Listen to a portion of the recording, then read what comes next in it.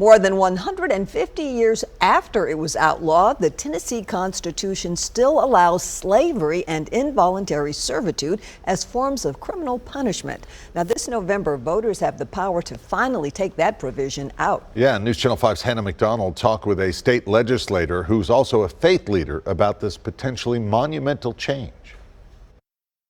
Faith-based institutions in our state are places where people come to receive healing and to receive comfort and to receive encouragement and to receive guidance for their lives. And that's why this month, Lee Chapel AME Church pastor Harold Love Jr. is giving members information that may drive them to the polls. We definitely want to remove the word slavery from the state constitution. Right now, slavery and involuntary servitude are still allowed as forms of criminal punishment in Tennessee. We don't want persons who are incarcerated to be considered to be slaves, right? We don't want any punishment for any crime to be likened unto slavery. Constitutional Amendment 3 on the November 8th ballot would prohibit any kind of slavery. You think about the way that the language and the word itself evokes images of a past that we don't want to relive. Pastor Love, who is also a state representative, says this is the closest Tennessee has ever gotten to banning slavery for good.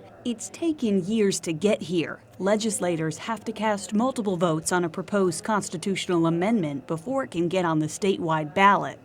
Now it's up to voters in November to drive this one home. I would hate, again, for a child to be sitting in history class and have the teacher unable to talk about the fact that collectively in 2022, we all decided that we would remove slavery from the Constitution in the state of Tennessee. A yes vote would be to amend the Constitution, and a no vote would be not to amend the Constitution.